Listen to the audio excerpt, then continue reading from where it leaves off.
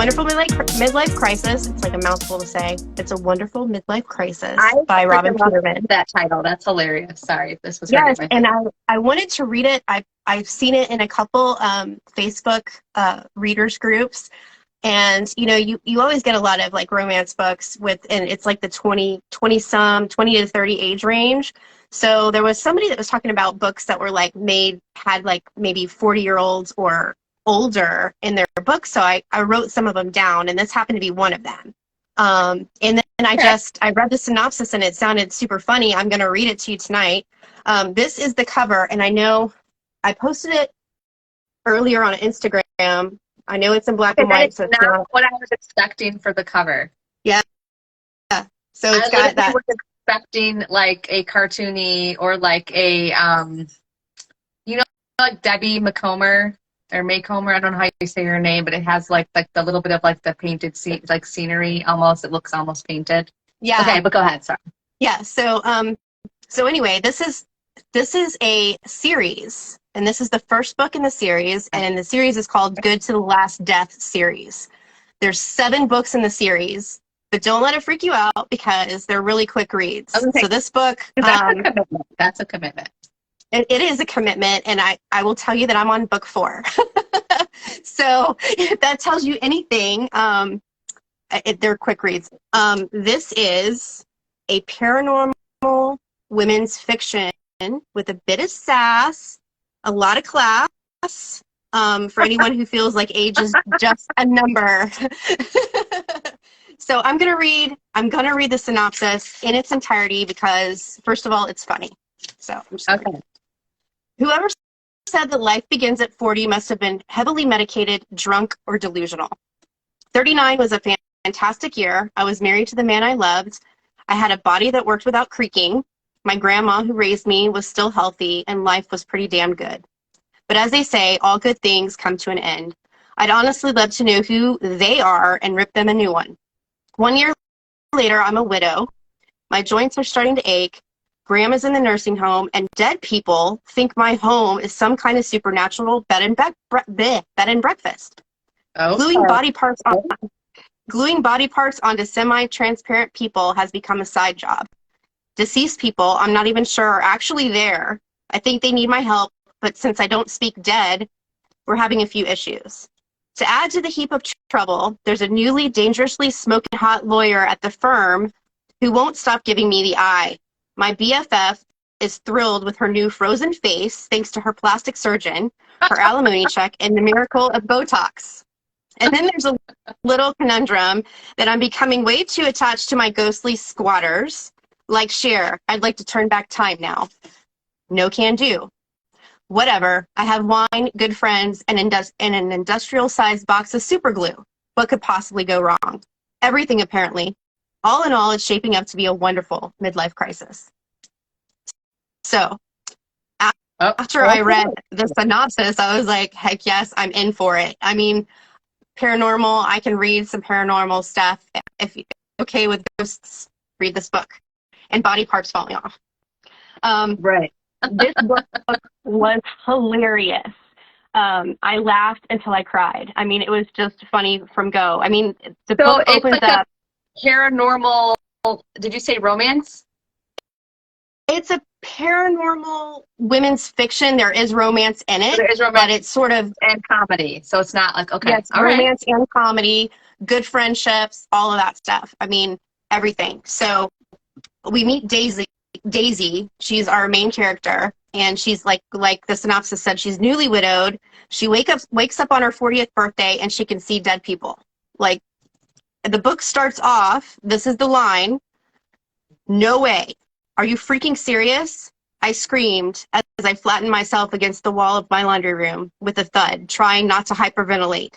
There's a hand in the laundry basket. There's a hand in the laundry basket. There's a hand in my damn laundry basket. That's how it started.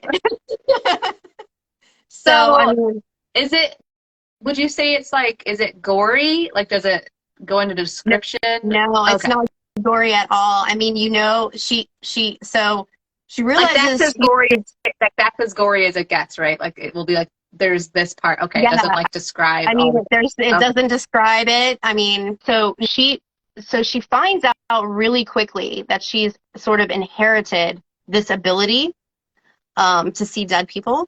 So she's got this like really cryptic side hustle that she has no choice but to figure it out, Because I which would not want that. Like I just turned 40 in October, and I would not want to wake up with that gift.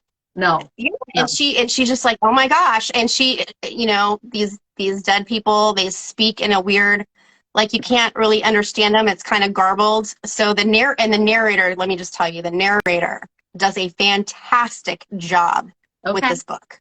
I mean, so they're kind of like speaking ghostly Yeah. gibberish, and she's kind of got to figure out what they're saying.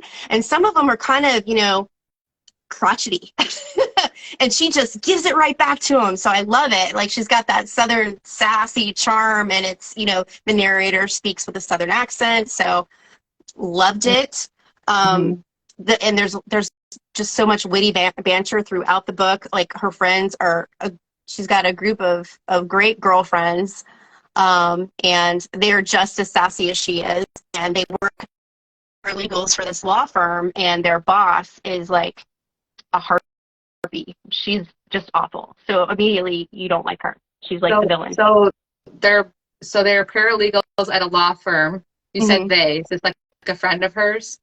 Yeah, she's got like a group of 3 or 4 Okay. friends. And they're all Yeah, paralegals there. they're all paralegals. Yeah, Okay. at the law And their firm. female boss is She's rough awful. around the edges. She's Okay. awful. Yeah, and there's a new attorney that starts working there that's really gorgeous and all of that. So you start to see this, and the gorgeous attorney, his name's Gideon. He's giving her the eye, Daisy the eye. And the boss her name's Clarissa. We don't like her. She She can't she's sit with like, us because she's not wearing pink. Okay. no, she's awful. She's like, she tells Daisy, you know, don't mess with him. He's mine. Basically Okay. stating her claim, and it's just like, okay, no, ew. Anyway, I'm going to give you some examples of some of the Southern humor in here. One of the quotes is, "You could have buttered my butt and called me a biscuit." I had to write it down because this is just all throughout this book. Or I like this one. "Your skirt is so short, I can see your religion." I might have to use that. Isn't that great? That's good. That's So, good. yeah, so the story is just very unique. It's entertaining. The characters are well developed and relatable. Like I said, even some of the crotchety ghosts, or as she calls them, squatters, they're lovable in their own way.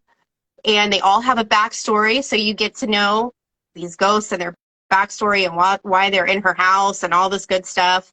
And as the plot unfolded, I found myself just getting more and more invested in the story.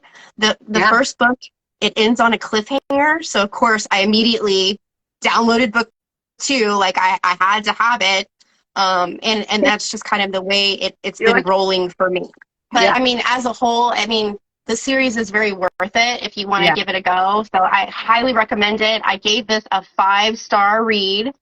It's just absolutely hilarious. Okay. The content rating that I'm giving it is sweet, sour, adult, so it's 17 and up. The sexual content rating I'm giving it is 2. Okay. Because there's little to mild spice. There's hardly any. There's no sex in this book at all. There's no sex scenes in this book. There's sex references. There's sexual humor. Like, I mean, girls get together, they talk about sex. That's what they do. And there's some romance that starts a little bit here, but nothing beyond kissing. Say that because you said it's a 7-book series and you're on book 4. Would you say that the series continues to stay at a level 2, or does it progress a little bit? No, it progresses. There's in book 3, there's finally sex in book 3. But even the sexual encounters aren't too steamy or spicy. They're not very descriptive. So maybe it goes up to a 3. Okay. But nothing crazy, nothing too crazy. If you're wondering where we're getting and pulling these numbers and ratings, check out the Bloop website, and it will help define what those ratings are for you. So anyway, I would love to tell you more, but I'd give away a lot of the plot, and I can't do that. So, but I absolutely loved it. I highly recommend it, especially if you're looking for a book that has like an older age range in there. Yeah. Lots of fun. It's got a little dark side with the paranormal stuff in there, but like I said, it's not gross. It's none of that stuff. Yeah. So I enjoyed it. Okay, that's awesome.